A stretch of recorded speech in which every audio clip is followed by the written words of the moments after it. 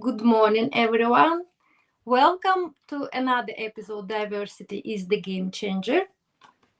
And today I'm very honest from very still dark, uh, refresh environment here in Norway. Quite early, but already very exciting morning for me. At least people who knows me that I'm actually not very morning person, but I'm so privileged to be able to start day with that reason when people like my guest today can show up, can meet, can find the time in their very busy schedule. So I'm so privileged and grateful. So that's why welcome my special guest today. And the title, I will start with the title and then people start, audience start understand why it's titled like this. So I call it Mastering Executive Transitions, the Coaching Edge by Navid Nazemian, right? Did That's I correct. pronounce Yes. correct? Yes. Amazing. So today we are diving into the power of executive coaching and leadership transformation. And I'm honored to welcome Navid, an executive coach, best-selling author, and global leadership expert. With over 26 years of experience, Navid has helped countless leaders overcome challenges, build thriving cultures, and develop game-changing leadership strategies. Welcome to the show. Thank you so much, Valeria. I have been looking forward to this conversation and I'm stoked to be part of your show as well. Yes, adorable morning. So, I have a little tradition. So, before we uh, actually have the opportunity to meet here now, today, have this knowledge conversations, one day we were like, uh, open without that many barriers, probably, but already with some dreams, imaginations. It's our very early ages. So, I would like to I would like you to welcome us to the uh, little land or childhood of little Navid. How was this guy? Who was his soul and the dreams and imaginations or maybe some special hobbies? So could you please share a little bit about little Navid? Sure, sure. So, gosh, this is going a lot way back in time. So, I remember I had a great childhood. I had great parents, caring, loving parents. And I think one of the biggest joys that I had as a young child growing up was the fact that we lived with our grandparents in the same building. As in, our apartment was on the third floor and their apartment was on the fourth floor. And Uh-huh. that was one of the greatest joys of my life, to be able to go and see and play with my grandparents anytime I wished. And in a bit, I regret the fact that our son is not able to have the same kind of Mm. access to his grandparents. But that was my childhood, and it was a very positive, a very good childhood. And yeah, it all started to kind of be affected by the war that started between Iran and Iraq at the time. And so Mhm. how old was I when the war started? I think I must have been seven, so 7 years old. Mhm. And that was something that I had obviously not experienced before. And it's something I do not wish for anyone to experience in their lifetime.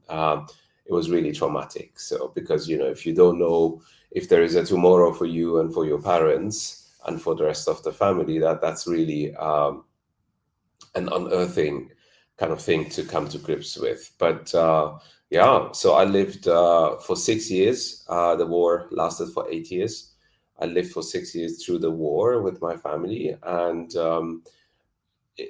towards the end of the 6 year of war, my parents decided that nobody knew how long the war is going to last. So Mhm. they decided that it's probably better to get me out of the country. So they, sent me to Germany, where I had some family living and working. And so they joined me a year later. And that's why I spent most of my life actually growing up in Germany and not in Iran, which is my original home country. Mhm. Okay. I didn't know that, but I can. very much relate to this situation because I'm Ukrainian, and you know what's happening actually in so many countries now, so unstable political situation, but particularly in my country, it's still war. And 24th of February, it was already third year of full, somebody call it operation, but it's war. And especially for me, because I'm from Kherson, it's the city which is close to the Crimea. It's the city where, like, it everything starts. And I remember 3 years ago, it was so clearly, it was winter holiday. We went to Cyprus with my kids, and my mom, she called me like 5 in the morning, and she was, yeah, out in shock and screaming like, Valeria, the war came, and they are bombing us and everything. I still remember this call because, like you said, you can never imagine that. You could hear, because some stories about war I could hear from my grandparents, right? Because I made in Soviet, and every single summer I was at my grandparents' place, but it was like far, far away. I never could even imagine that we can experience that. So I really thankful that you could share this story, and I really join you in this very deep wish that nobody should experience that, especially kids, especially nobody, of course, but I mean particularly kids, because it's so traumatic experience, right, for the rest of the life. So yeah, so I understood. So it was challenging time, but probably also this time gave you a lot of resilience, a lot of special skills which you could actually bring and transform into the superpower later. I assume it's how I try now to approach this war and everything. Could you share us then a little bit more how how your young ages, how your life further developed? Yeah. Sure. So first thing is the decision to send me to Germany was a sudden one because also at the time the government in Iran decided, because they were running out of troops for the war, they decided that if you're a boy and you're 14 years or older, you're not allowed to leave the country. And it Mm-hmm. was a few weeks before my 14th birthday would come up. So I Mm-hmm. remember that day vividly, coming home from school, and there was this, deep kind of feeling in the air, and I sensed that as a child. So my immediate reaction was that someone died, because that's how I felt. Like I just got home, and there was no happiness, there was no cheer, as I normally would experience that. And then my parents turned around and said, no, but if you have decided that we want to, send you to Germany. And I said, what do you mean you? Like you're not coming? And they said, no, we can't. At the time, it wasn't possible for the whole family to move out. Mm-hmm. So it was tough. It was tough. And the first 2 to 3 years were really tough in Germany for me as well. But as you say, Valeria, I mean, you start to pick up those experiences, those embodied experiences, and turn them into something positive, because that's just the nature of who I am. So I remember when I came to Germany, I was sat at the gymnasium in the 7th grade. Mm-hmm. Of course, I didn't speak a single word of German. Mm-hmm. And we had our French teacher, teaching us French and explaining that to German. None of those two languages I even spoke. So it was a bizarre moment and situation. But 3 years into Germany, so in the year 89, if someone had phoned me up back then, there was no internet. So if someone had called me on the phone, they wouldn't be able to tell whether I'm a German or a foreigner. So that's how I kind of, moved my way up into the culture, into the language. Mm-hmm. 3 years into my tenure in Germany, I was the very best at my school, which, my teacher actually spoke to some organization, and they were funding me as a bright student already at a very young age, at the age of 16. So, and that continued into my student time. And yes, I graduated with distinction, and went to my dream company called Adidas, and the rest is history, as we say. Oh my God. Amazing story. It's again like, yes, so motivational and inspirational for people who can hear us, our show, that yes, even through adversity, we can turn that into creative fuel, right? And it can, what can we do? Sometimes the circumstances that not what we can impact, what we can change, but how we can approach them, we can really make a conscious choice. And the best of it, it's true, it's just to build the strengths and transform it to, yeah, like you said, even to something positive, because otherwise sometimes really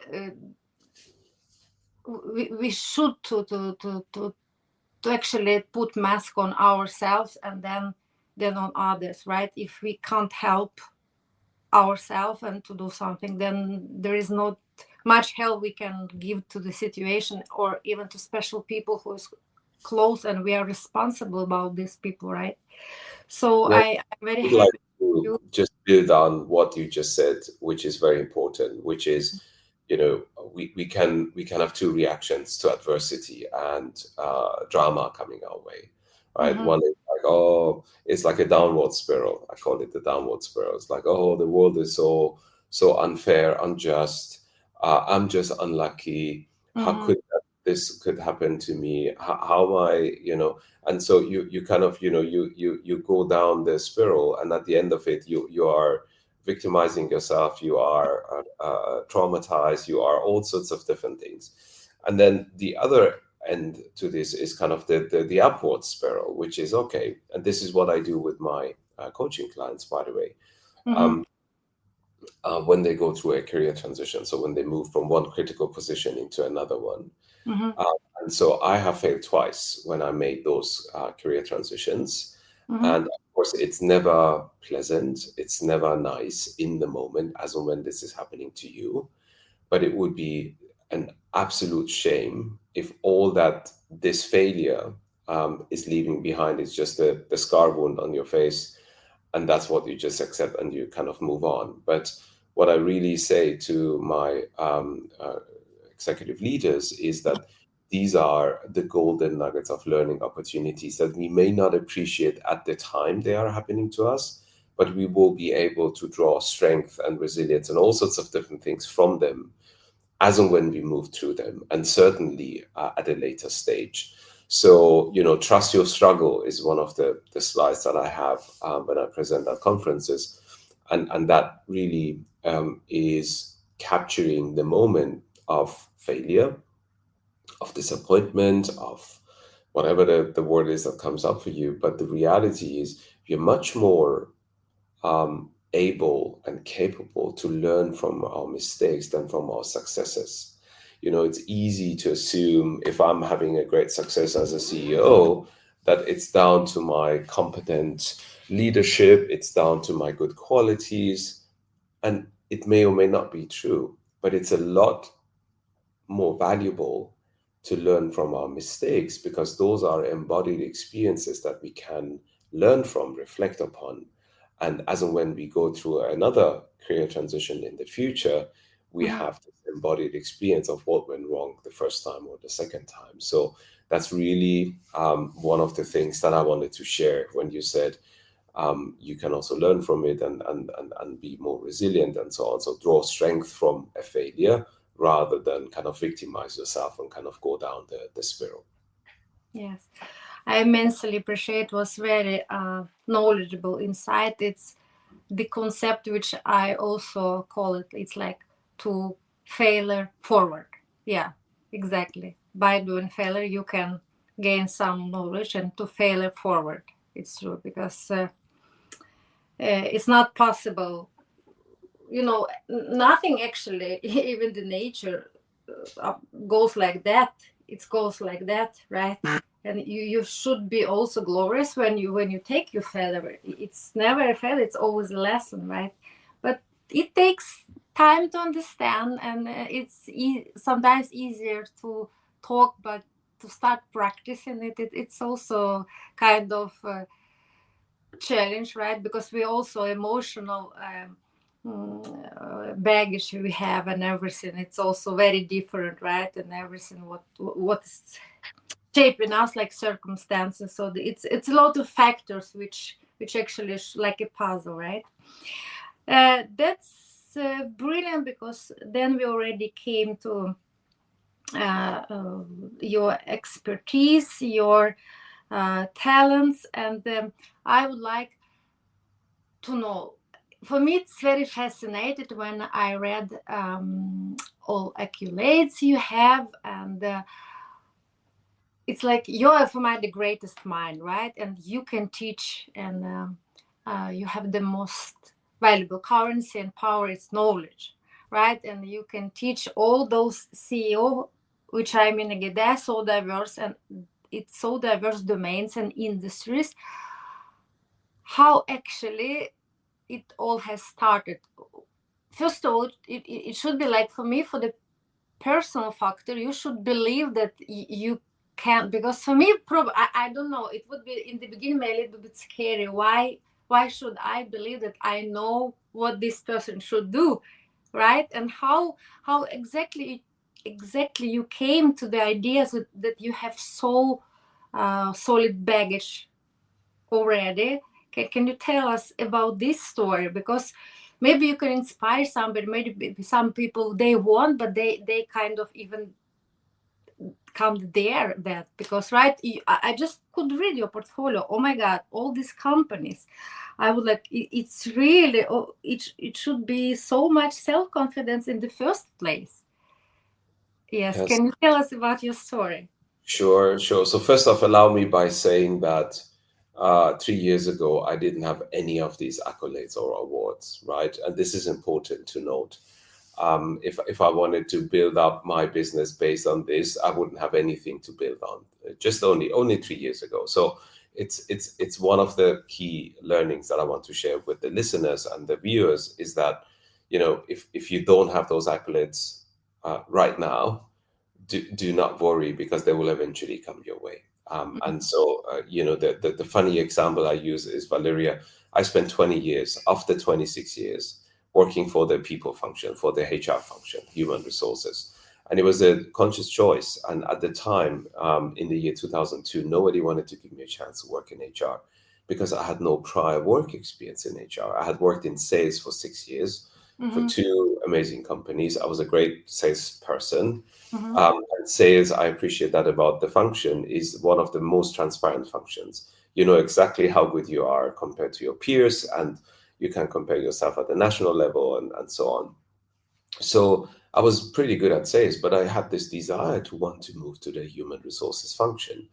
And at the time, in the year 2002 in Germany, nobody wanted to hire me in HR because it was very black and white. I mean, some of those companies that I sent my application to were kind enough to call me up and say, "Hey, I received your application. I think it looks amazing. I think you may have picked the wrong function. We have outstanding opportunities in sales for you. We'll be delighted to invite you for an interview." And I would be really angry and say, "No, I don't want to work in sales. That's the whole point. Like, I Mm-hmm. did not read my cover letter, because that's where I make the case as to why I want to move to the HR function, why I want to have more of a systemic impact than Mm-hmm. being the best salesperson out there and doing the thing." Anyway, as Eminem says in his favorite song, it takes one person, one opportunity, and the name of the lady is Dania Frech, who gave me a chance at the time. And she said, "Look, I'm not going to lie about this. You will be a very controversial hire, because everyone else, literally every single other person that's working in HR has an HR background. Mm-hmm. So you will be the lowest level HR person we're going to hire into Adidas." My job title at the time was assistant HR manager. Mm-hmm. And but just so you know, if anyone attacked you for not being an HR person and so on, My line of defense to those people is Navid may not have an HR background, but he's the only HR person that's actually sold our products. And that's how I'm going to kind of, make it a case for why I went ahead and how I do. Now, anyway, it was a happy hire, and it all went up from there. But this is really important to say that, if you deeply believe in something, and if you really have a passion and desire for something, it may take a long time until someone else realizes that same passion and quality. So fast forward 20 years into this HR journey. It's the summer of 22. This is 3.5 years ago, or 3 years ago. I was crowned HR's most influential practitioner by the HR magazine. Now, that award came my way on the day I announced my departure from HR and corporate. Yeah. Oh So my God. it's, someone woke up and said, "Oh, actually, this guy is pretty decent. We might as well give him this award." So the reality is, it sometimes takes 20 years to get to something that you maybe even deep inside feeling, "I deserve this." I mean, I worked in those 20 years, I worked for 5 of the world's most admired companies, and I worked at the country level, at the regional level, and at the global level. I lived and worked in 5 countries during those 20 years. And yet it took 20 years for someone else other than myself to come to realize that this guy and what he brings to the HR kind of discussion and to the people function is probably worth an award. And the same goes for my coaching accolades, right? I mean, I wish, Valeria, I was that strategic. 10 years ago, I would sit down in my kind of home office and start to deeply reflect after a session of meditation to say, I'm going to write a book. It's going to become a best-selling book internationally. And on that, that the year before I turn 50, I'm going to jump ship from the big corporate and set up my own coaching practice. The reality is, it all just happened, right? And in the year 22, which is a critical year for me, I was about to turn 50. I had completed, 26 years with the corporate environment. And I had suddenly, because of the success of the book, I had suddenly all this excitement and interest that came my way. I had people like you reaching out to me to say, "Hey, I'm a podcast host. I would love to have you on my show." I had people reaching out to me to say, "Hey, I am the global talent director for this company. We're having our global leadership conference on this day. We would like to invite you to fly you in to come to speak to our top 100 leaders." And this is where I realized that, I had been coaching on the side for about 7 years. I've been writing on my book for 7 years. And that year where it all surfaced, I had to make a hard choice, which is, do I want to continue? I was happy in the corporate world. There was no drama coming my way. And I was highly appreciated. I was an expat in London with one of the largest companies in the world. And so they paid for the, housing, the schooling, and everything. Why risk all of that and do something that you aren't even sure if it's going to work out? The truth of the matter is, I had never set up my own business before. I had no idea if I'm any good as an entrepreneur or not. And so you have all these big question marks, floating around in your head. And I just went with my gut feel. And my gut told me that this is a once in a lifetime opportunity. On my vision board, I had this, quote that said, "If not now, when?" Well, I really took the opportunity, and I thought to myself, what is the worst thing that could happen to me? The worst thing that could happen to me is I try this out for a year or two. It doesn't really work out. And I can come back to corporate. There's always a space and a place and a seat for me in the corporate world. Of course, I never, touching wood, I never had to look back. I never had to even think about going back to corporate, because at the time when I jumped ship, I had been coaching for 7 years and I had an international best-selling book, which opened doors for me in ways I couldn't even possibly imagine. So my plea to all the listeners and viewers of your podcast is, if you are passionate about the one thing that you really believe is going to be a game changer to you and to your clients, just hang in there. And eventually the world is going to wake up and your clients are going to, rave about you, and this is where all this is like an echo chamber. All these other people will start to hear the noise, and eventually, as and when you have enough social proof, all these institutes and the awards and all the other good things are going to come your way. So that's just a long-winded answer to your question. How did you get to where you got to, and what was the journey like? It's amazing how universe works sometimes, so marvelous, because today, this morning I started from meditation, and it was guided meditation. And then I took like cold shower, and I was listening motivational speech by Oprah. I love her motivational speeches, and it was like randomly, okay, what kind of subject I should listen to that. I listen them like thousands of times, but still every time I open something new because it's changed the situation. And it's a fantastic, because everything what you are appealing with your message to the audience, to listeners, it was exactly the subject I chose today, because she like said, please cultivate patience, right? It's amazing strength, and believe in the process, trust the process. And sometimes we don't understand, we are not patient enough, we want, or we don't want to wait when we know what we want, but sometimes we even don't want what is there waiting for us, and we can be frustrated, but sometimes we are not prepared enough that for that door to be open for us. And it's exactly what you are saying, it can take 20 years. And all it kind of looks all of a sudden, but it's not. It's exactly the right time, like she explained now, not the second before, not the second after it should have happened. It's already there waiting for you, but you should build your path, and believe in yourself, trust the process. And yes, and there one day you should really find the courage to listen to your inner voice, to take risk. Yes, because we are all unique, and we came here to the universe with our calling, right? And sometimes we need to pause and wait. Maybe it takes so many years, like even to get the skill later to use your talent, your passion, your calling. Because like 20 years, I'm sure you should have, like, developed that much tools and everything, that now you became prepared to actually to fulfill your calling, right? So it was Yes, so amazing, because I was like, now I really like practice and not interrupt it, but it was on my tongue. Can you imagine it was exactly what I was listening now, like 10 minutes ago. So yes.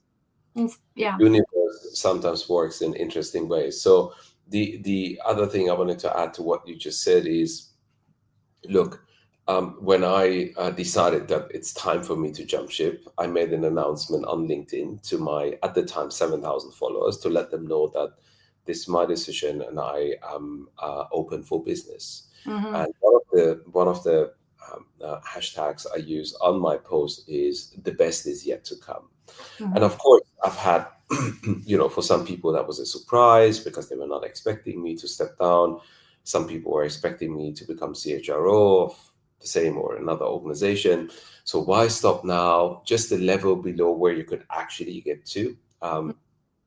And so when I had some calls, I had some Zoom calls, Teams calls with some of my colleagues and other people who know me, some of them were quite critical of this decision. So some of them were kind of, suggesting that although I use the hashtag "the best is yet to come," say, "Oh, Navid, I can't wait until I see you back in the corporate world," which in a way is suggesting I expect you to fail and I expect you not to be successful, and or I don't think your talent is effectively used in this sort of a business, and I would love to see you back. So whether you frame it positively or less positively, and the reality is that same year, at the end of that year, I got my first two awards as a coach. Again, I had been a coach for 7 years. Nobody had said anything about my amazing coaching skills other than my happy clients. But Mm-hmm. at some point, someone, realized, oh, this guy is probably a capable coach. And so since then, for 3 years in a row, CEO Today has named me the #1 coach in the world. And each year I use the same hashtag, the best is yet to come. And some people just can't believe it. They can't believe it. Like, one of my very good friends, she's also a coach, told me, I can't even imagine what more can come your way. And I Mm-hmm. said, I have no idea. I just believe in that motto, which is the best is yet to come. And so that's just a quirky thing about me and my positive outlook of the world. And I'm not, having a pinky glasses and everything is perfect and so on. No. But if you sometimes believe in something inherently, that energy is going to attract a similar, if not the same energy, and make things happen for you that you didn't even dream about happening for you and to you. Of course, because you see, it's um, with all our age and experience and our, you know, spiritual and personal growth, we understand more and more that the way focus goes, energy flows. And if you open enough and you're focusing on that all the factors, all the universe helps, but actually it's kind of natural. But because you start like really understanding how universe works, but because you've been again working so hard all those years, right, and put a lot of determination and everything. Because some people, they believe that, oh, it just, you can write, manifest, meditate, sit, do nothing, and then it should have happened. No, dreams don't work until you don't work, sorry. But you have to be clear, yes, about the way, or at least, if you don't know all the steps, couple of steps direction what you want, and then universe can start, like you said, opening the doors. Amazing. I would like to ask you about this beautiful book, which uh, you said it was 7 years you have used. Yes, it's a little and not very well known secret.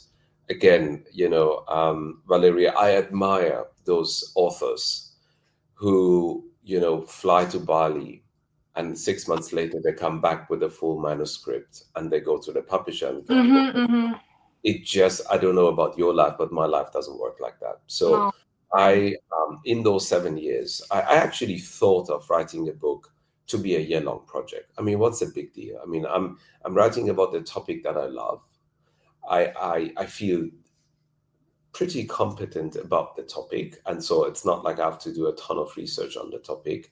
And I'm a pretty ambitious guy, so if I set my mind, my energy, and my attention on anything, I will Mm-hmm. get it. It's not even a question Yeah. whether I will make it or not. So that's what I thought of it to be. What I clearly underestimated were certain things that just got in the way. So the first thing was, in those 7 years, I was performing in 3 roles in 3 countries in 2 companies, right? So Mm-hmm. in between all of that were moves. When I started writing the book, I was still in Switzerland, and then we moved to Germany. Shortly after that, our son was born. And so, and I was coaching on the side. So I have a full-time role, which is an executive role. It's more than a 9 to 5 type job. Mm-hmm.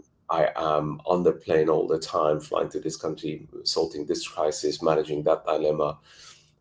And then I obviously have also a family and a life. And so the time I could give to the book was clearly a lot less than what I had hoped it would be.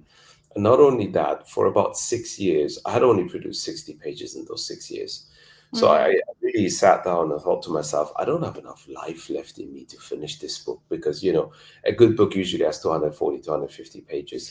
So Mm-hmm. if you multiply that by 10 pages a year, that's like a 25-year journey. And I just couldn't imagine to do that. So 6 years in, I thought to myself, you know what? I might actually do something else. I thought maybe I have a book in me, but I may not. And so what I could do is I would just publish the 60 pages as a white paper and Mm-hmm. just be with it, just not have this burden. I had this Yeah, that is parts him. in my diary, book writing, book reading, book research, book this, book that. And I would just sit in front of my, laptop, and nothing would come to me. And so it was really a much harder journey than I ever imagined that to be. And I'm not suggesting, I'm not putting anyone off from writing their passion topic into a book. What I will say though is, and you may say, you're a coach who helps other people who struggle with certain topics, right? It only occurred to me after I spoke to another coach and an HR lady based in the US. She suddenly talked to me, and this is the way the universe works, right? She and Mhm, I were on a coaching call. mhm, I was organized by a coaching provider, and we connected on LinkedIn. And she said, "Hey, I love your background, your profile, and so on. Let's do." And this was during the pandemic. Let's do a Zoom call these days. mhm. And I said, "Sure." I sent her my diary link, and we connected. So this is our first one-on-one call ever. And so a bit of a, chit chat. And then she said, "I'm so excited. I wanted to talk to you about something I've done recently." And I think, "Oh, what is that?" And she said, "I've started writing a book." And I thought, oh my goodness, I'm going to keep it quiet, Uh-huh, uh-huh, not uh-huh. tell her that I have struggled for 6 years to write a book, because I don't want to, Yeah. tone down her enthusiasm. And I hope she's one of those that finishes the book in 6 months' time. Anyway, and she says, and this is what hooked me, not the fact that she wants to write a book, not the fact that she's working with someone helping her to write the book, but she said, and this guy, his name is Eric Costa, by the way. He's a professor at Georgetown University, and he's got like an online class that helps wannabe authors become published authors. It's like a Zoom thing. And she said, we've had 2 sessions so far with Eric. It's like a weekly cadence. So every week there's a session with him. But he seems to have the most incredible Rolodex of celebrities. We just had last week the CEO of Netflix coming live on a call and talking to us authors. And in 2 weeks' time, he's got Steve Wozniak, the number 2 employee of Apple, coming and speaking to us. And I think in 2 months' time, there is Simon Sinek lined up. I'm like, okay, hang on. Who is this guy again? Tell me a little more about his class. Anyway, so what happened is she obviously hooked me up with him. We spoke, we connected immediately. And during the next 6 months, not only did he help me to write another 180 pages to the 60 pages I had written, but he was really instrumental by providing a framework to me that I would write up against, which is something I was missing. It's like you're on a journey. Imagine, Valeria, you're on a journey and you got Google Maps with you, but you don't have a destination. Mhm. Any direction may be a good or may not be a good one to get you a little closer to the destination. That's what he did. He not only gave us a framework, but he also taught us how to take the right next step, not the next 3 steps, not 5 steps out, every step of the way. He was Mhm. kind of guiding us through the process. And that's how I managed to do what I did. And again, it's like a good meal. Yes, you can buy something ready, put it in the microwave. It may actually taste even okay, but it's different than the meal that you have spent 14 hours in the kitchen Mhm. meticulously preparing, putting the spices and watching so that it becomes the meal. And I claim today, I have no idea if that's true or not, that the fact that my book became a #1 new release on Amazon and is today an international bestseller is down to the fact that I struggled for 7 years to write this book. I took my time with the research. I took my time with everything. And then I had the framework and I could kind of finish it up. But I claim if I had, there are people who offer their services to you. They come and interview you for 4 hours. And then out of those 4 hours, they produce a book for you. I am entirely sure that none of those books become international bestsellers because they're just too shallow. They're Mhm. just about this one person's experience. And quite frankly, I'm not Oprah or Barack Obama or Gordon Ramsay to have had such an exceptional, exciting life to draw lessons from and share with the world. So it's really been a journey, but it's been an incredible one. Thank you for sharing. This is amazing story, and it's so inspiring for me because I'm in my long and loneliest project ever. It's writing PhD, and it's last half a year when I'm a very social creature, like taking exam, working with groups, have deadlines, like you said, have frameworks. It worked even during the wartime perfectly for me. But when it now this like free flow, free swimming in the ocean, I have just to organize myself, sit and write. Oh my God. It's yes. You're like me. I also admire these people, like you said, they can just decide, they can just fly and sit there and produce. It doesn't, for me, it's killing me. It's like sometimes when something really positive, energetic happens during the day, also it gives me more than energy to suddenly sit and write. But I cannot just sit and write. It will be like it's I need to draw it from myself. It's like even it's topic which I love, and I've interviewed so many people with diversity management. It's about cultural gender. Now it's about neurodiversity, and now it's actually a very special, passionate topic for me because I'm displaying neurodivergence myself. I have OCD, and now it's more and more okay to be open about that, right? But still we have a lot of stigma and prejudice and discrimination. For me, it's now really like topic I would like to advocate, not just because it's kind of trendy or but because this is very my story. And but sometimes it's true. So okay, it's not a book, but PhD, and it's kind of book. So I need this guy.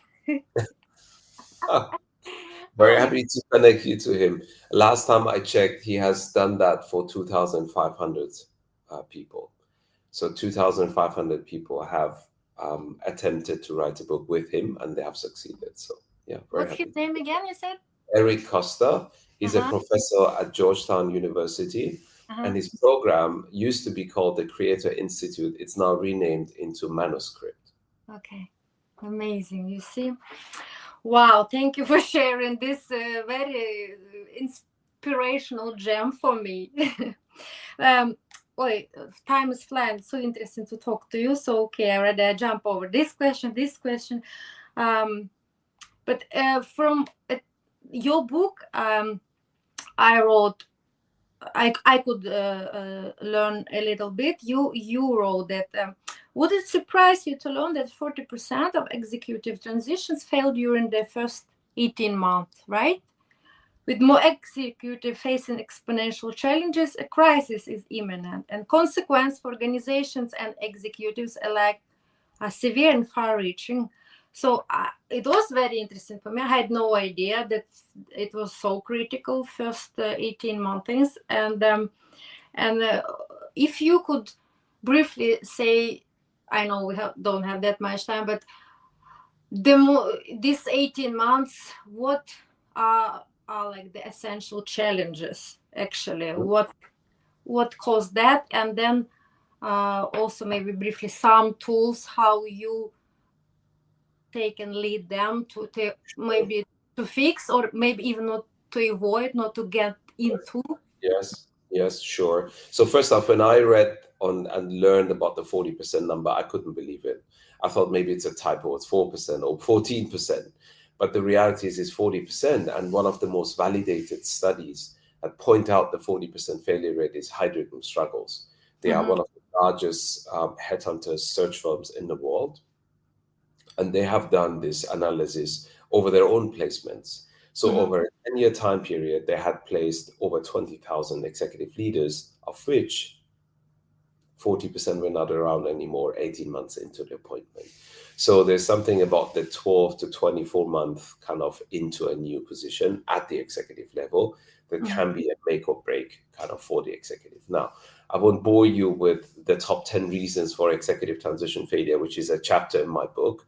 But if I present the topic like I did yesterday at the Global CEO Summit in Baku, I use the aggregated reasons for failure. And the top 3 grouped reasons for failure are people, culture, and politics. So it's not the technical skills or the lack of technical skills that gets in the way. It's what we call in HR the soft skills. And so these are the top 3 reasons for failure. And then coming back to what you said, as in how do you support those executives? What kind of framework or tools do you draw upon? The first one I want to mention is, there is this other very popular book out there. It's called The First 90 Days. And it's been going very strong. I mean, it's sold over 2 million copies over the 21 years. And it sounds like appealing, right? I mean, who wouldn't want to be done with their onboarding after 90 days? I would love to do that. The reality is, if you're working at the executive level, it's unlikely that you will get anything done in the 90 days. And so this is why the framework that I describe in my book, the Double Diamond Framework of Executive Transitions, is a 12 plus months journey. Meaning, when I get to work with those CEOs and CFOs and CHROs, I always contract with them for a 12 months time period, because that's how long it takes for them to get to a successful outcome during the first year. So, the framework roughly consists of 7 phases, of which only 1 phase is the first 90 days. So I don't want to belittle the idea and the thinking that's gone into the first 90 days, but you see, if you got 7 phases that last 12 plus months, it's nowhere near sufficient to just focus on the first 90 days, but you have to do a few things. And the other thing I want to share about the framework, which is and often unknown with listeners and viewers, is the fact that the first 90 days is actually the second phase of the 7 phases in my framework. The first phase is called Discover, and that's your minus 90 to day 0. So again, it's beyond me, Valeria, why any executive need to sit on their hands and wait until day 1 to start to onboard themselves successfully.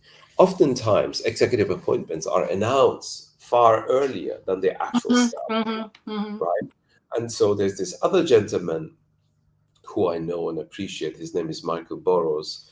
He's an American guy. He used to be also a headhunter himself. And he wrote this other amazing book that is nowhere near as popular as the first 90 days. And his book is titled Before Onboarding, Critical Success Strategies for Onboard Yourself Before You Start in Your Role.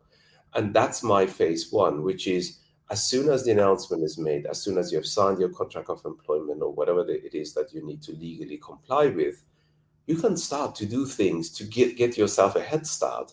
You don't have to wait and sit on your hands until day 1 to start to onboard you and induct yourself. So those are just 2 of the many tools and frameworks that I apply working with executive leaders that are going through a career transition. And of course, a lot of those are done in a coaching way, right? I mean, what we do as transition coaches is exactly that. We work with those leaders. I've done this now over 250 times over. So I've supported more than 250 executives when they go through a critical career transition. And of course, you learn along the way as well.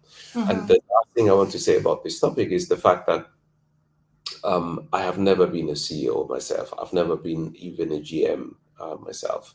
And despite that, more than 50% of the clients that come to work with me are GMs and CEOs. And this is because they deeply appreciate the expertise that I've built up in this area, more than looking at my resume and thinking, he must be a great coach for my HRD. But when I want to select the next coach as a CEO, I'm looking for someone with a CEO background. Wow, interesting. And then also, because I believe it's because you also have quite open and diverse perspective, you could see all on CEO and these positions from another perspective. It's actually diversity of mindset and mind and approach and perspective. And it's actually very nice now smoothly comes with a question, because podcast is diversity is game changer, and I would like to ask what are your reflections? What are your insights about the role and importance of diversity and inclusion in, of course, in especially in your domain now, and Yes. especially now you know what's happening in last month, particularly now in USA, and all this backlash and all this ridiculous nonsense. What's happening? What's are your thoughts and reflections now?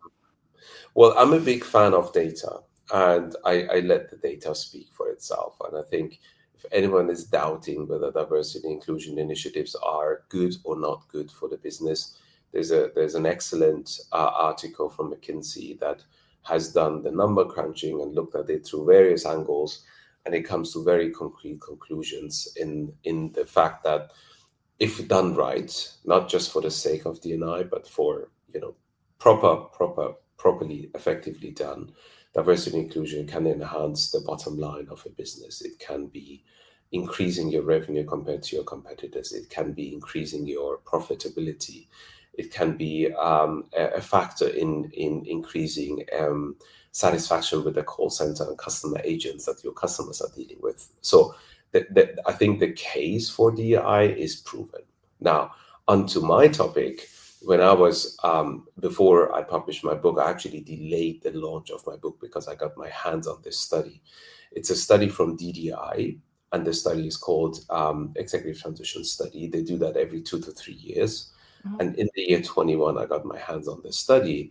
And the surprising fact was, Valeria, that female executives are at a disadvantage compared to the male executives when it comes to the support that they get from the company to transition more successfully. And that Mm, was a big question mark for me as to how can this be? And the percentages are 13, 19, and 22 percentage points, mm, meaning if you're a female executive and you get into the EXCO level, you mm, are 13 times less likely to receive leadership skills training that is targeted to your new role. You are 19% less likely to be getting a formal assessment and a debrief to know what you need to be focusing on.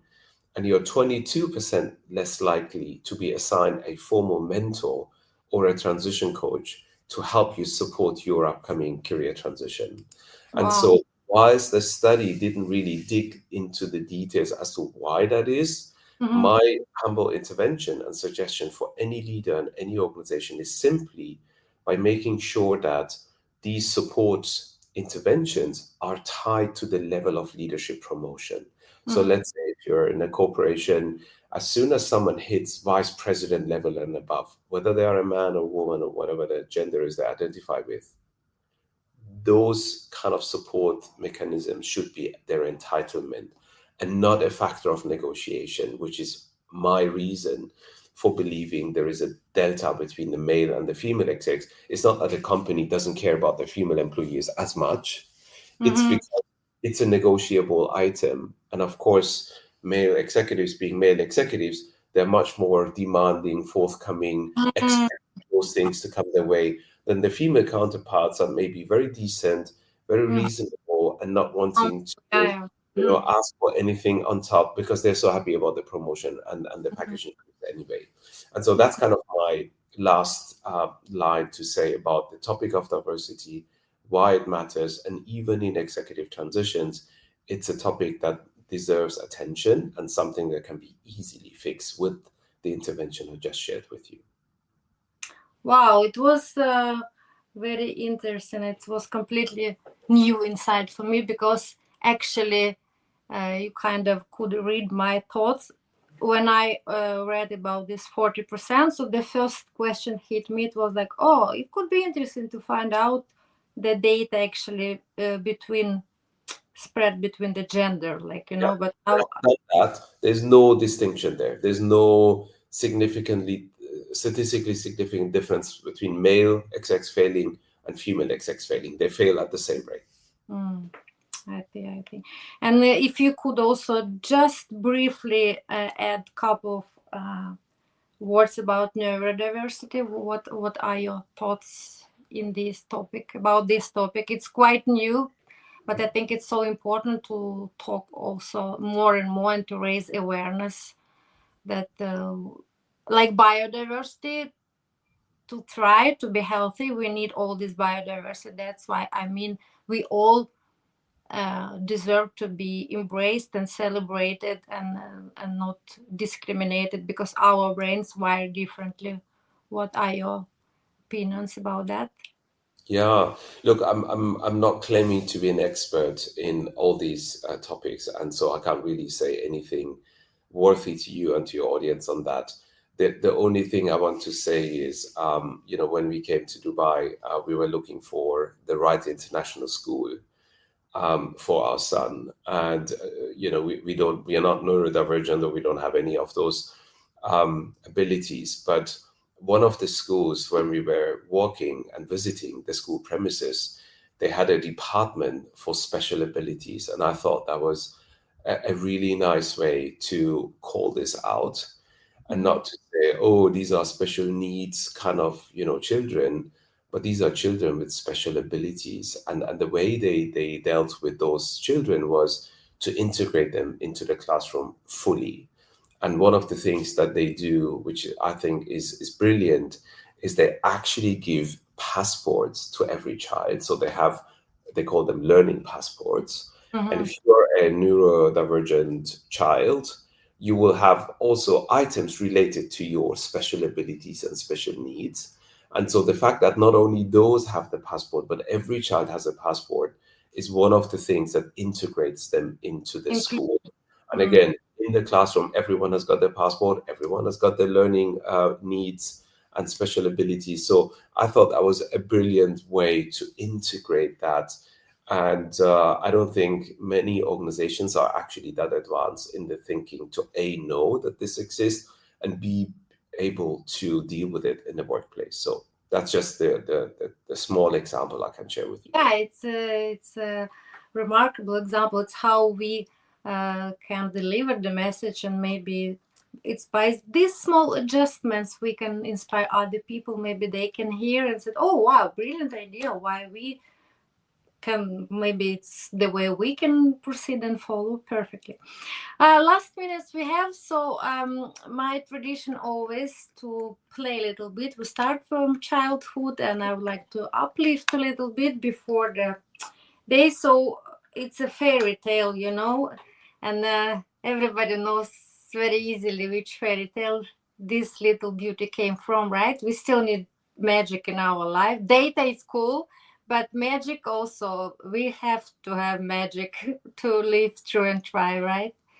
So this is from which fairy tale? This one, Aladdin's magic lamp, yeah. course.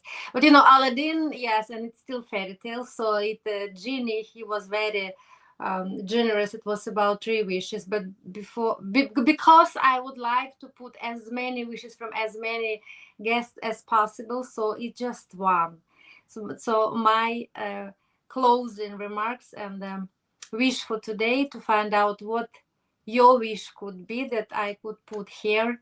It can be small, big, for you, for audience, for just what is right now on your mind. What is? Sure. Yeah. So I have to be a little careful what I wish for here, but Mhm. I, I certainly have been guilty, as some of my HR colleagues have been.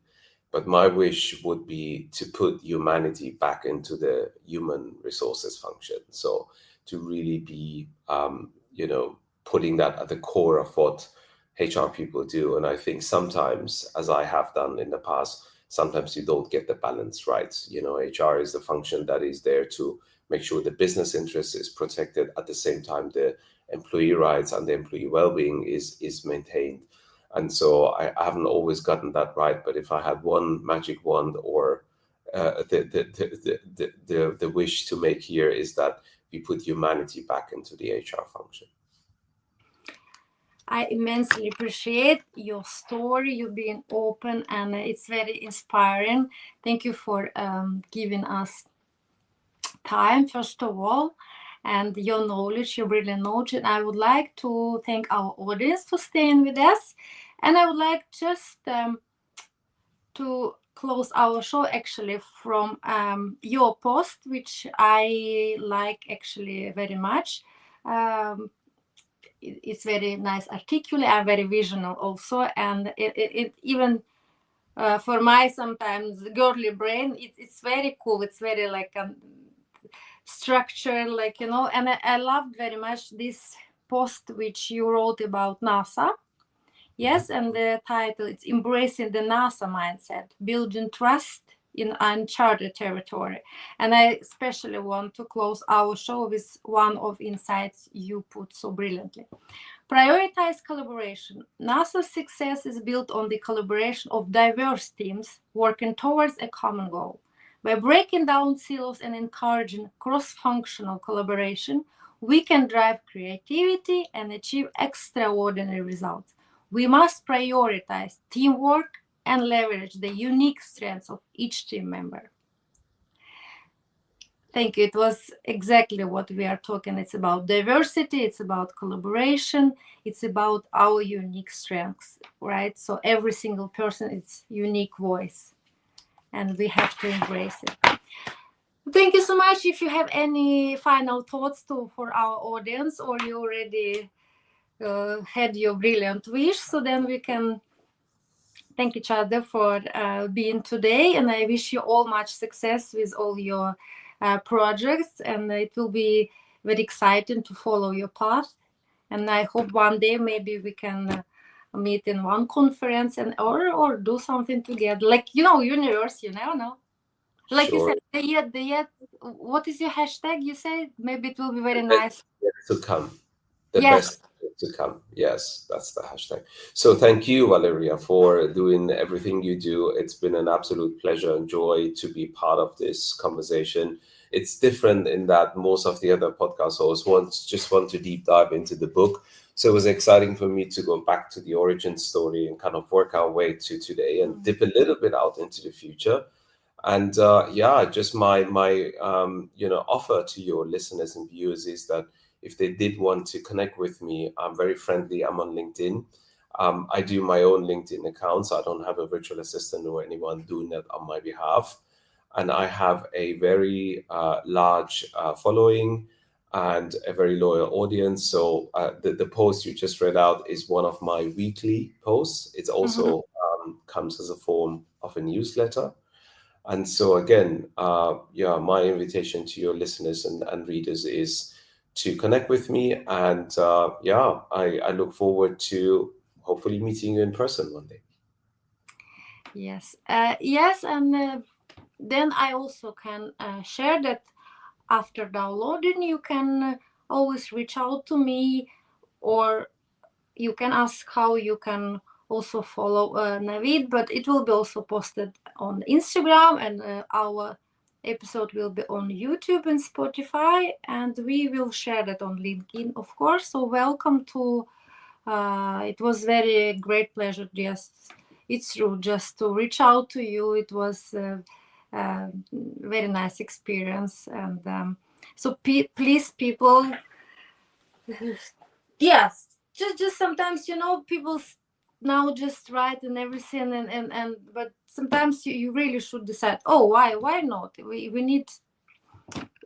need to collaborate, and united we are stronger, that we should believe in ourselves, right? We should reach out to people. We're like, why not? Okay, I like this guy, I write to him, I take a contact, right? And then the again, I forgot this hashtag, just yet the better yet to come. Best No. is yet to come. Yes. Yes. Okay, thank you so much, and much luck, and have a blissful day today. Thank you so much. All the best. Take Yes, care. all Bye the bye. best. Bye bye.